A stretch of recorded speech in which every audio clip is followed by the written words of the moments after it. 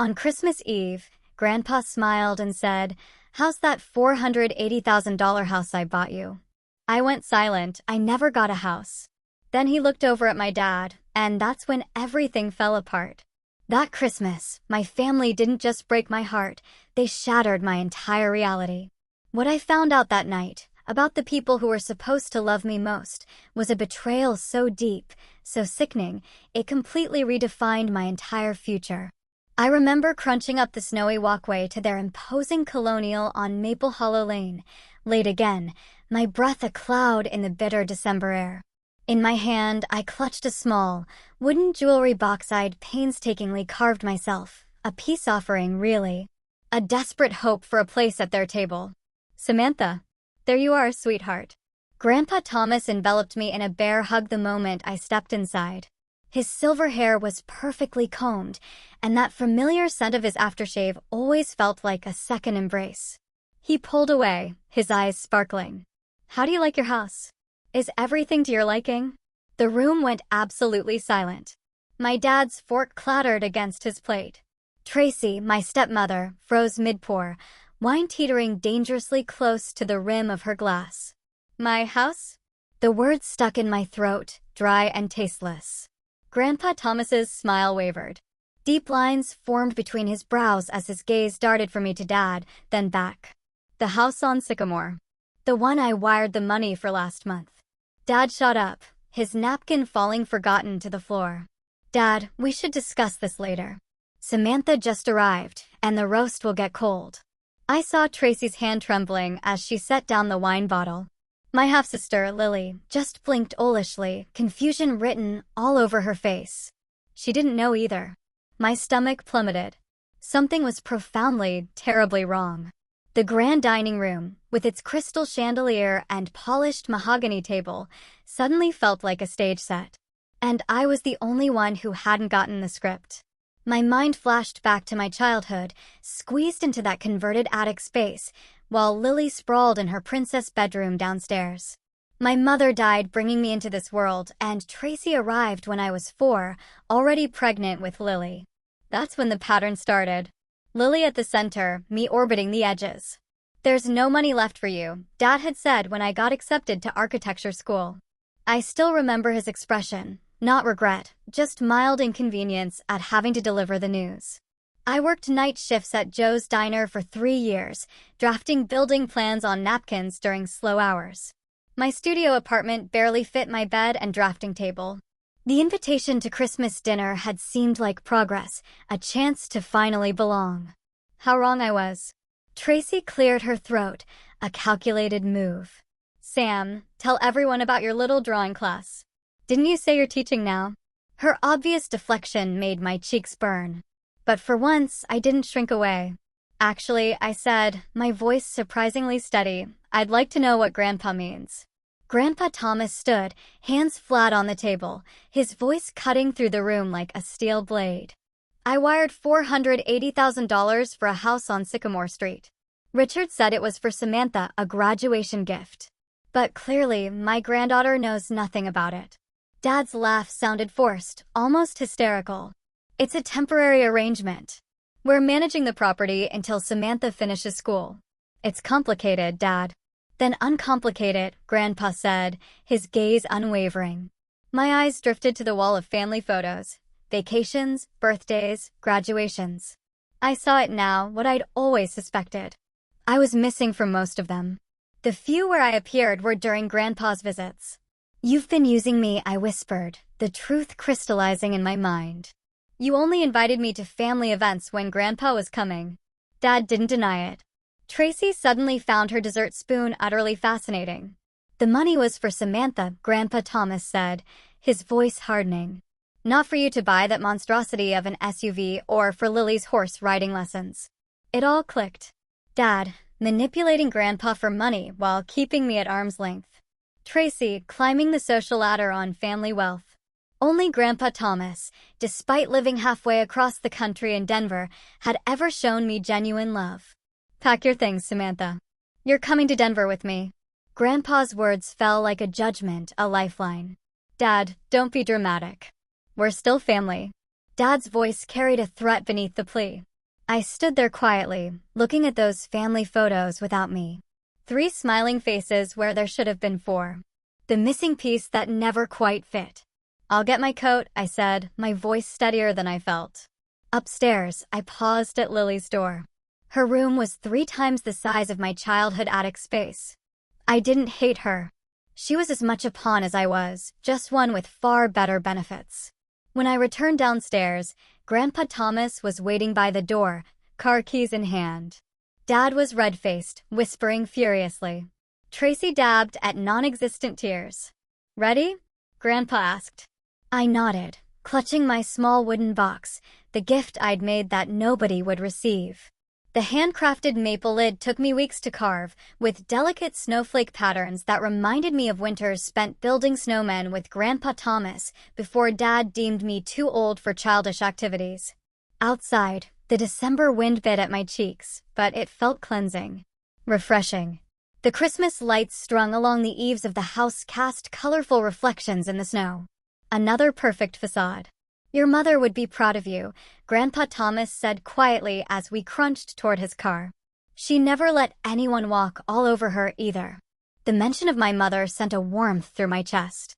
I only had photographs and stories, but in that moment, I felt connected to her strength. Grandpa opened the passenger door for me, then paused. "We can fight this, you know. That money is legally yours." I considered his words, the years of exclusion, the carefully constructed lies, my journal entries full of hope when they'd suddenly started inviting me to family dinners, all a charade for Grandpa's benefit. "Some battles aren't worth the cost," I said finally. As we drove away from Maple Hollow Lane, I didn't look back. Some families aren't worth fighting for. But as Grandpa's hand briefly squeezed mine, I realized some definitely are. 3 days later, in the quiet aftermath of my shattered reality, the bank statements spread across Thomas's granite kitchen island told a story more painful than any novel I'd ever read. Each page revealed another layer of deception, another moment my father stole from me. My hands shook as I smoothed out the wire transfer documentation. "There it is," Thomas said, his finger tapping on the memo line. "Samantha Carter home purchase." I stared at the words until they blurred. Nearly $500,000, earmarked with my name, sent from my grandfather's account to my father's. Money I never saw. A house I never lived in. "Look at this." Thomas slid a folder of printed emails across the counter. Richard, claiming to be acting on my behalf. Each email made my stomach tighten. My father's casual tone, discussing Samantha's house and what's best for her future, all while systematically stealing my inheritance. I flipped through property records, showing Tracy listed as the sole owner of the home on Sycamore Street.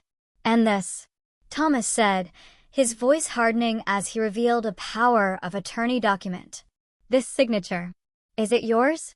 The scrawl that was supposed to be my name looked nothing like my handwriting. "No," I whispered. "I never signed this." Thomas nodded once, like he expected this answer. "Forged. That's a federal offense." The Denver skyline glittered through the wall of windows in his condo, indifferent to the collapse of my family illusions. I'd been there 3 days since Christmas dinner, and each hour brought new horrors. Thomas opened his laptop. "There's more." He had his accountant pull records. The spreadsheet on screen showed dozens of withdrawals from an account labeled Samantha's Trust. Money for Lily's private school tuition. Money for family vacations to Europe. Money for Tracy's designer wardrobe. "Your college fund," Thomas explained, his voice tight with anger. "I established it when you were born. It should have had nearly $300,000 by the time you turned 18. Richard emptied it years ago." I thought of my cramped studio apartment, the night shifts at the diner, the student loans crushing me with debt. All while my college fund paid for Lily's horseback riding lessons and Tracy's spa memberships. "There's this too," Thomas continued, pulling up more documents. "Your mother's inheritance. It wasn't much, but she wanted me to have it.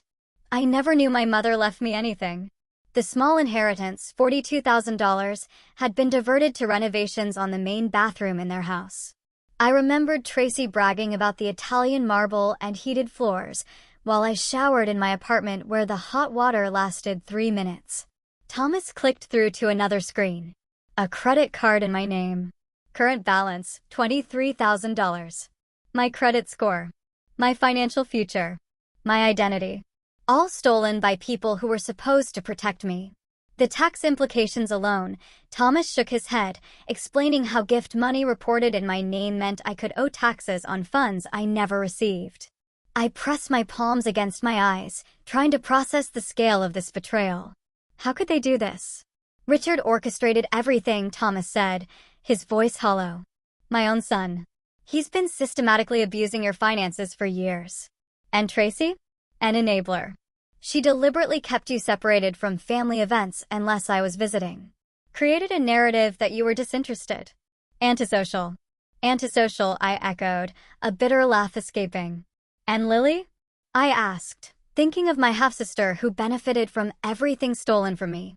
An unwitting beneficiary, Thomas's expression softened. Raised to expect everything without questioning where it came from. She's a victim, too. In a different way. I walked to the window, pressing my forehead against the cool glass. Below, Denver continued its evening routine. Cars flowing like blood cells through the city's veins. What happens now? I asked. Richard could face legal consequences for fraud and identity theft. Tracy's social standing would collapse if this became public. Your credit score is in shambles, which could impact your career in architecture. Thomas sighed. And they're threatening to contest any financial support I give you directly. The stakes felt overwhelming. My future. My career. My family. All hanging by threads I never knew were so fragile. I found something while you were sleeping, Thomas said, retrieving a portfolio from his office. Inside were childhood sketches. Buildings I designed when I was 8, 9, 10 years old. Crude drawings of towers and bridges. Houses with elaborate floor plans. You kept these? I asked, my throat tight. I always knew you were the builder in the family, he said quietly. Not Richard with his get-rich-quick schemes. Not Lily with her marketing degree. You. We stood together at the window, looking at the Denver skyline. Buildings reaching toward the clouds. Structures someone once imagined and then brought to life. Something shifted inside me, a weight lifting. A decision forming. I'm done seeking validation from people who never valued me. Done trying to earn love that should have been freely given. That night, I slept peacefully for the first time in years. No grinding teeth. No anxiety dreams. Just rest. Morning brought clarity and allies. Thomas introduced me to the dean of a university architecture program. His lawyer friend, Morgan, began investigating the fraud and identity theft. At lunch, I met Evan, a classmate who offered friendship without the hidden agendas I'd grown accustomed to. I need someone part-time at the development firm, Thomas mentioned casually over coffee. Someone who understands both design and business. Interested. By evening, I'd met a study group that accepted me immediately, valuing my talent without questioning whether I belonged. The next morning brought the hardest step. Filing a police report against my own father. The officer took my statement matter-of-factly, explaining the process of investigating identity theft. It's better to freeze your credit immediately, she advised. Morgan helped me complete the paperwork, securing my financial future from further exploitation. The protective measures felt like armor after years of vulnerability. My phone buzzed continuously throughout the day. Richard's frantic voicemails piled up. How could you do this to family? After everything we've done for you. You're making a terrible mistake. Tracy took to social media, posting about ungrateful children and family loyalty without naming me directly. Her friends commented with sympathy emojis, unaware they were supporting someone who helped steal my inheritance. I blocked their numbers one by one. Richard. Tracy. Even Lily, whose confused texts showed she still didn't understand what her parents did. The silence that followed felt like the first clean breath after years of drowning. Thomas found me on the balcony that evening. It's just the beginning, he warned. They won't give up easily. I know, I said, watching the city lights come alive as dusk settled over Denver. But neither will I. For the first time in my life, I was fighting for myself instead of for their approval. And though the cost was high, the family I thought I had was gone forever. I finally understood what Thomas meant about being the builder in the family. Some things need to be torn down before you can build something better. The persistent knocking at Thomas's development office door turned aggressive, rattling the frosted glass panel. I glanced up from my sketch as Evan placed a protective hand on my shoulder. "I know she's in there." Richard's voice boomed through the door. "Samantha, this has gone far enough." My pencil snapped between my fingers. 2 weeks since Christmas, and they wouldn't stop.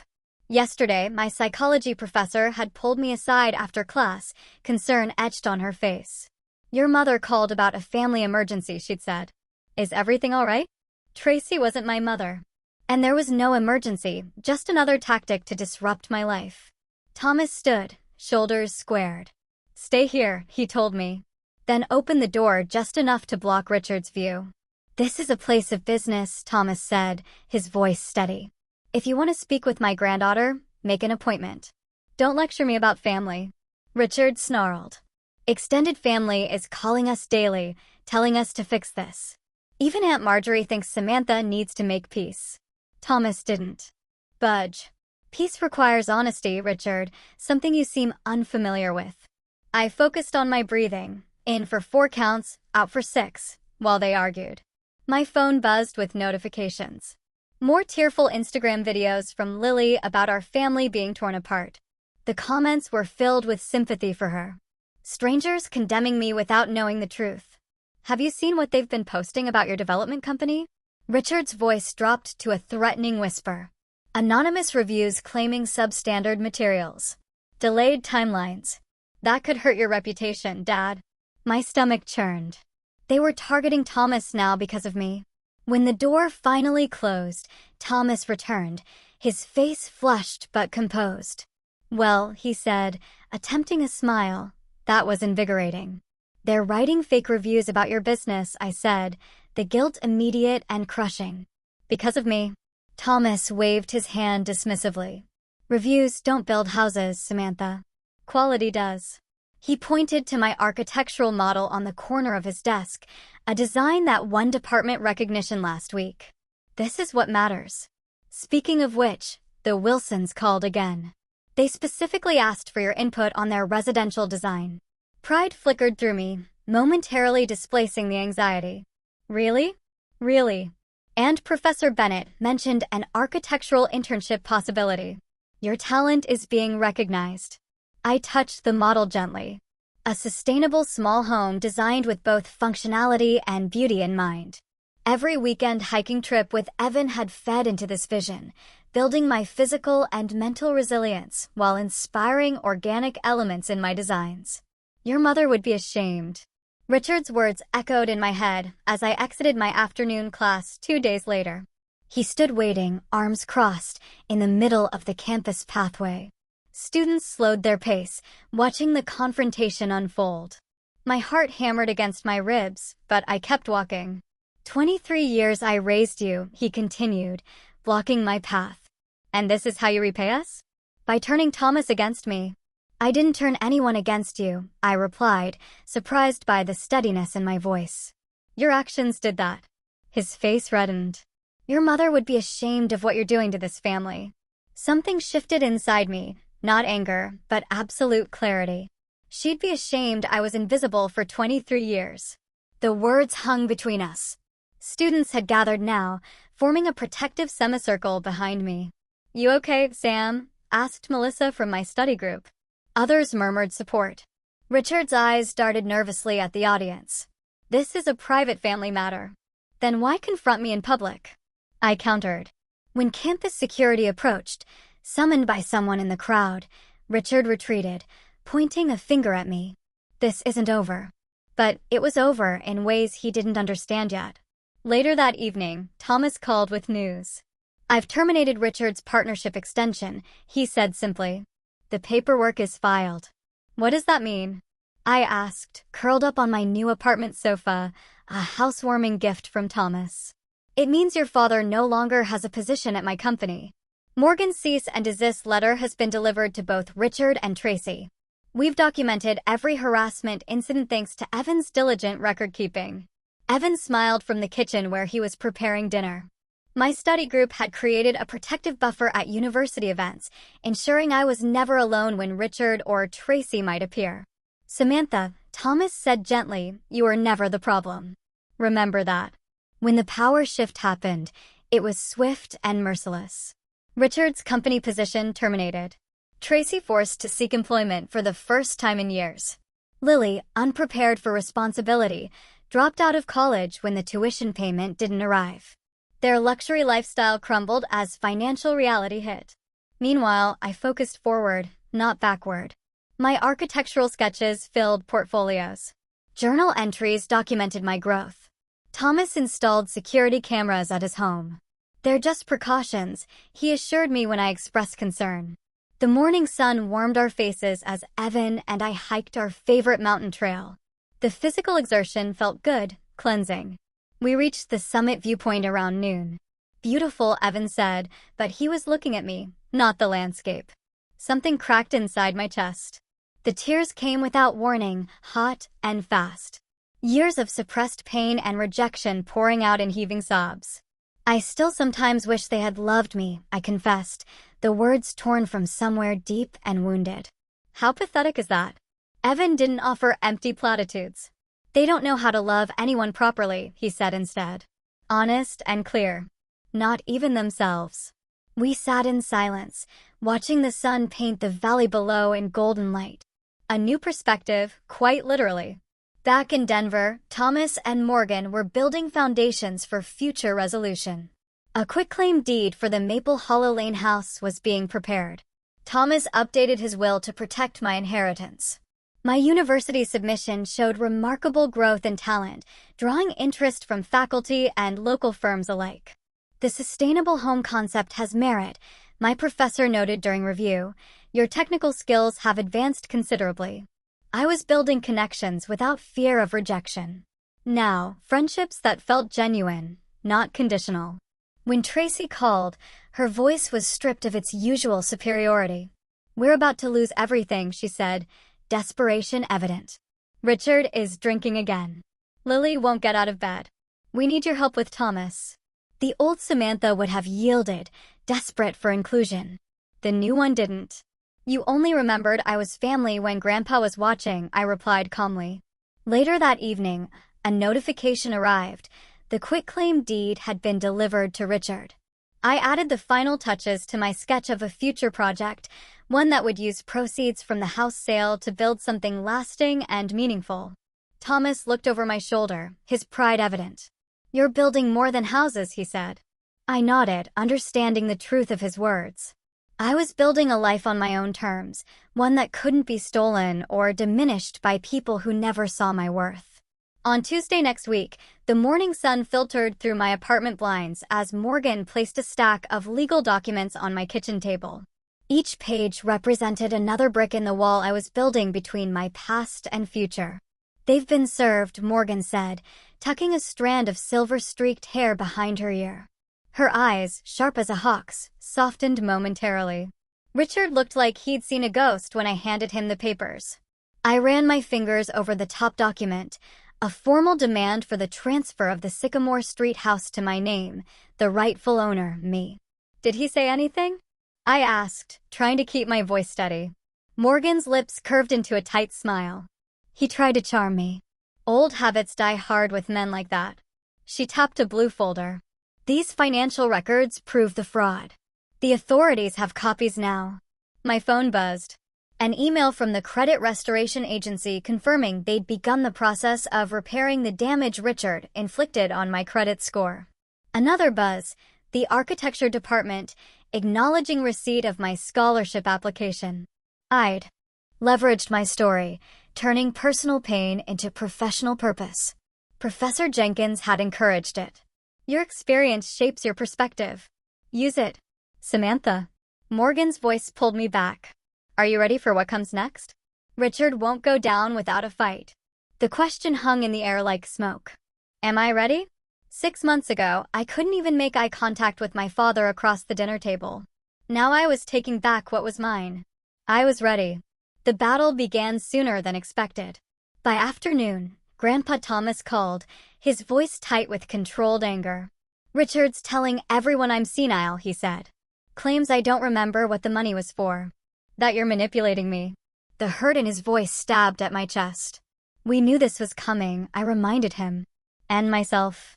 Dr. Harlow is expecting you tomorrow for the cognitive assessment. I shouldn't need to prove I'm of sound mind to my own son. The weariness in his voice broke my heart. I know, Grandpa. I'm sorry. Don't apologize for standing up for yourself, sweetheart. After we hung up, my phone flooded with notifications. Tracy had contacted the local news station about elder abuse in our family. My stomach clenched as I scrolled through the social media posts she'd tagged me in, painting me as the villain. The university campus offered no sanctuary. I was halfway through my advanced structural design class when Lily appeared in the doorway, face streaked with tears, drawing every eye in the room. How could you make us homeless? She wailed. The performance worthy of an award. Dad says we'll lose everything because of you. Professor Jenkins stood. Campus security, please. Her voice brooked no argument as she pointed to the emergency call button by the door. Later, Evan walked me to my car, the evening sky deepening to indigo above us. Your sister has quite the flair for drama, he commented, scanning the parking lot for any unwelcome visitors. Half-sister, I corrected automatically. And yes, she learned from the best. I checked my phone. 3 voicemails from extended family members I barely knew, all pressuring me to drop the case, to think about how this was affecting Thomas. Evan nodded toward my screen. More flying monkeys? The whole circus. I slipped my phone into my pocket. Richard and Tracy have everyone convinced I'm destroying the family for money. What are you going to do? The questions stopped me. What was I doing? Fighting a battle that seemed to grow larger each day? Sacrificing my peace for justice? I'm going to class, I said finally. I'm going to focus on the design competition. I'm going to live my life. Evan smiled. They hate that most of all, you know, when they can't make you react. The next morning brought a text from an unknown number. Drop the case or Thomas's business irregularities from 2016 go public. The threat turned my blood cold. But I forwarded it to Morgan without responding. Another piece of evidence. In the design studio, Professor Jenkins reviewed my latest work, her fingers tracing the lines of my sustainable housing concept. You're creating safety, she observed. Not just shelter, but sanctuary. The comment stopped me. I hadn't consciously intended that. But looking at my design, the protective courtyards, the transparent walls that still maintain privacy, the multiple exit points, I recognized the truth in her words. My architecture reflects my journey, I admitted quietly. She nodded. Healthy boundaries aren't walls, but foundations. Your design shows that beautifully. Later, Evan peered over my shoulder as I refined the concept. You don't design to impress, but to protect, he said. That's rare. I incorporated more open spaces, more transparency. The light flowed through my design like truth through darkness. Morgan called that evening. Richard's accusations triggered a full financial investigation into him, she said, satisfaction evident in her voice. His attempt to discredit Thomas backfired spectacularly. The tables turned quickly after that. Tracy's social media campaign gained negative attention when her friends began questioning her version of events. Lily's university status was revoked following her disruptive behavior and harassment. Their desperate attempt to access Thomas's medical records was discovered by hospital security. When Richard and Tracy tried to rally the extended family against us, the unified front crumbled as relatives began to see through their manipulation. The local business community issued statements supporting Thomas. The university dean publicly praised my architectural talent during a department showcase. Tracy's friends distanced themselves, uncomfortable with her increasingly frantic posts. Professional associations denied Richard's membership renewals as whispers of fraud circulated. They're imploding, Evan observed as we watched Richard and Tracy argue publicly at a community fundraiser, their masks slipping to reveal the ugliness beneath. Look at them, they can't even maintain the facade anymore. Thomas's business partners issued a formal statement of support. Evan organized a student petition against harassment on campus. Morgan successfully filed a restraining order against Richard and Tracy. My department showcased my work and members of the Denver development community offered mentorship. The final blow came when Richard faced potential fraud charges for misappropriating not just Thomas's money, but funds from several investors. Tracy's carefully cultivated social standing collapsed. Lily was forced to get a part-time job for the first time in her life, posting angry tirades about her toxic parents who lied to everyone. The foreclosure notice arrived at the luxury home on Maple Hollow Lane the same day I learned my design had been selected for a sustainable housing initiative. The symmetry felt like poetry. That evening, Grandpa Thomas and I sat on his porch, watching the sunset paint the Denver skyline gold. He raised his coffee mug in a toast. "To foundations," he said, "not facades." I clinked my mug against his. "To truth." Behind us, my architectural models caught the fading light, structures built not to impress, but to endure. Just like me. On Monday, my phone buzzed with Tracy's number for the 4th time today. I let it go to voicemail again, watching the notification appear while I sketched facade modifications for my university competition entry. The timestamp read 7:48 p.m. Samantha, it's Tracy. Your father's in the hospital. The doctors say it might be his heart. He might not make it. Please call me back. Even after everything, he's still your father. I set my pencil down, noting the tremor in my hand. The doctors said no such thing.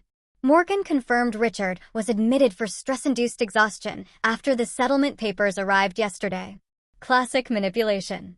A knock at the door interrupted my thoughts. Through the peephole, I saw Lily standing on my apartment doorstep, her eyes red-rimmed, hands clutching her designer purse like a life preserver. "What are you doing here?" I asked through the crack in the door, chain still latched. "Sam, please." Her voice broke. "Dad's in the hospital. Don't you care at all?" The manipulation reached all the way down to the youngest branch of the family tree.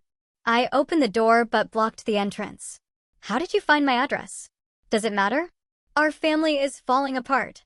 There's an email chain, with all the relatives talking about Christian forgiveness. Even Pastor Williams called asking if you'll talk to Dad. I almost laughed. Pastor Williams from the church? Dad donated that new wing to last year? The one we only attended when Grandpa visited. You're being cruel. Lily's voice hardened, her well-rehearsed lines hitting their marks. Dad might die thinking you hate him. I don't hate him, Lily. I just finally see him clearly. The stress made my chest tighten uncomfortably. I'd been having these spells since the confrontation at Christmas. Thomas noticed one yesterday, worry lines deepening around his eyes as he watched me press a hand against my sternum. Lily left eventually, but the onslaught continued. Richard's lawyer called the next morning while I was revising my competition drawings. "Miss Carter, I'm Lawrence Myers representing your father. I have a settlement offer that could make this whole unfortunate situation go away." His voice carried the smooth confidence of someone accustomed to cleaning up wealthy clients' messes. "I already have Morgan, thank you." I hung up, then silenced my phone when it immediately rang again. Later, my apartment buzzer sounded. The church pastor stood at the entrance, Bible in hand, talking about prodigal children and Christian forgiveness. I politely declined his counsel. The next day, Tracy called again. "We're contesting Thomas's will. You've poisoned him against his own son, his flesh and blood." Morgan assured me they had no legal standing, but the noise of it all, the barrage of accusations and guilt-inducing tactics, created a fog around me. I missed 2 days of classes. My competition deadline loomed while family chaos swirled. Even Evan's parents had started asking questions about his involvement with our troubled family situation. Old insecurities rose like ghosts. Was I overreacting? Should I just forgive and forget to make the noise stop? Then Thomas had a minor heart episode. The doctor called it stress-induced angina. Nothing serious, but enough to frighten me. I sat beside his hospital bed, watching his weathered face in repose, seeing the toll of Richard's betrayal on the man who never gave up on either of us. "I'm calling off the lawsuit," I whispered, holding his hand. "It's not worth your health." Thomas's eyes fluttered open. "Don't you dare. We finish what we started." The determination in his voice steadied me. I returned to my drafting table that night with renewed focus, working until dawn broke over the city's skyline. 2 days later, it happened. The notarized quitclaim deed arrived via courier while Thomas and I shared breakfast. My hands shook as I read the document, confirming what Morgan promised. The house on Maple Hollow Lane, officially transferred to my name. "We did it," I whispered, hardly believing the paper in my hands. Thomas smiled, tension visibly falling from his shoulders. Morgan came through. That afternoon, Morgan arrived with a thick folder. He spread documents across Thomas's dining table, explaining the leverage that brought Richard to heel.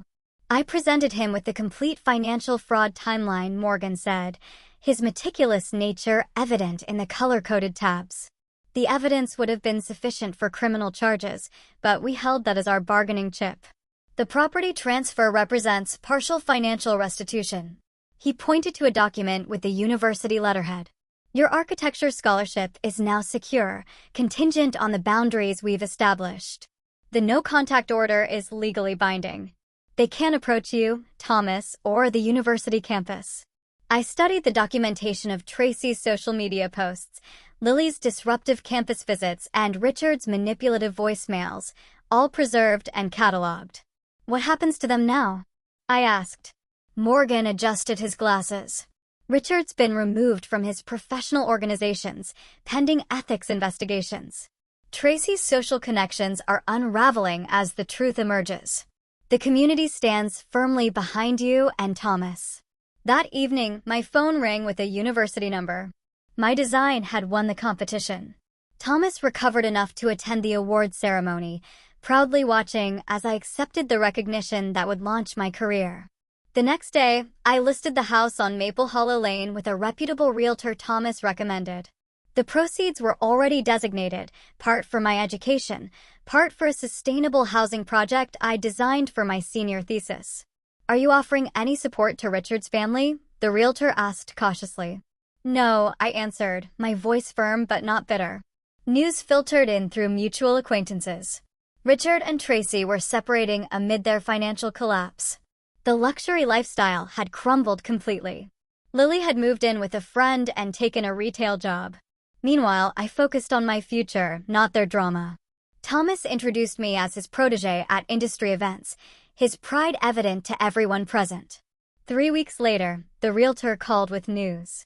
The house had sold for $520,000, $40,000 more than Richard originally paid.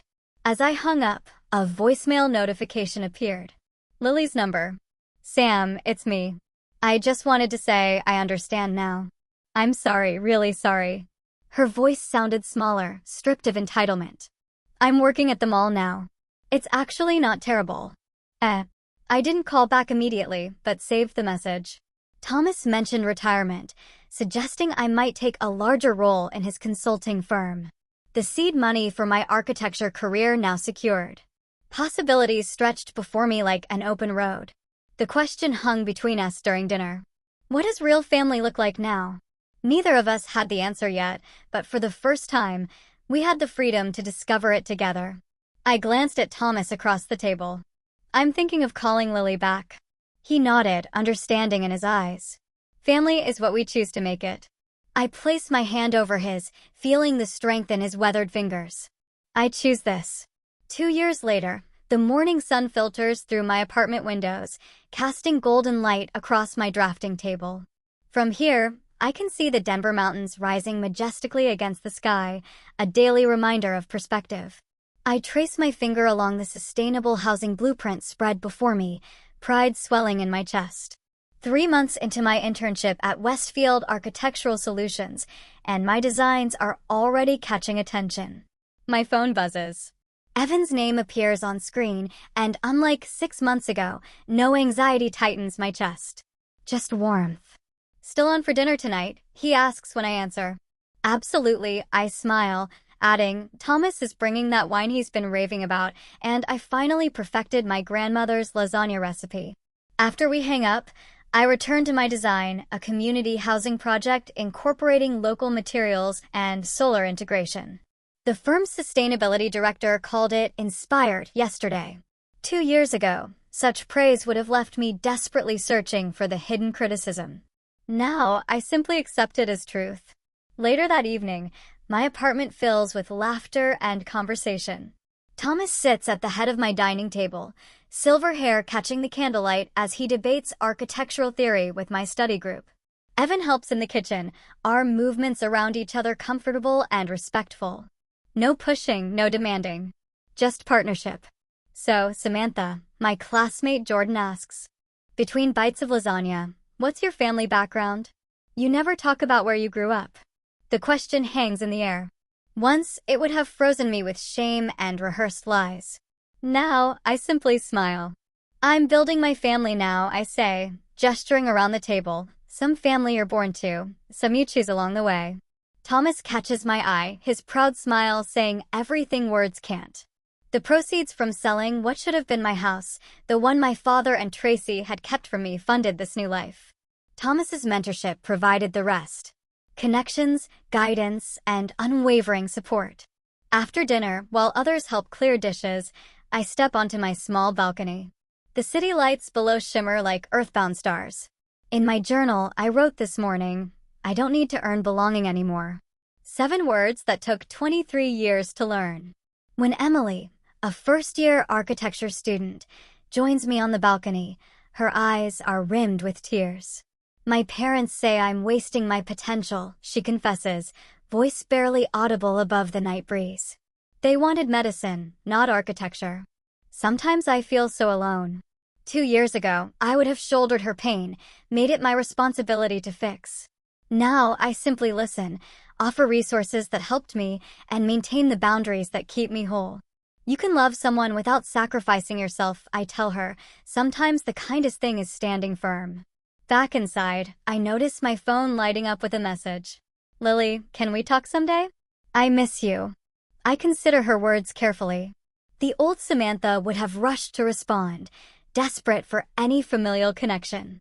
The woman I am now types, when you're ready to build something real, I'll be here. The mountains outside my window remind me daily of perspective, how distance reveals the true shape of things. My latest design, featured in last month's Sustainable Architecture Quarterly, sits framed on my wall. The housing project breaks ground next month.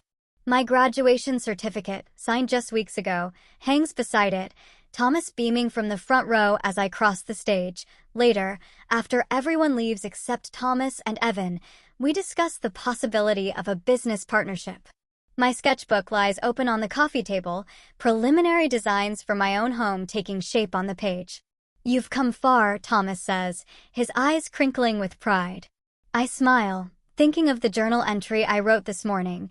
Family isn't who you're born to, it's who helps you build your life. For the first time, I truly understand what it means to be visible.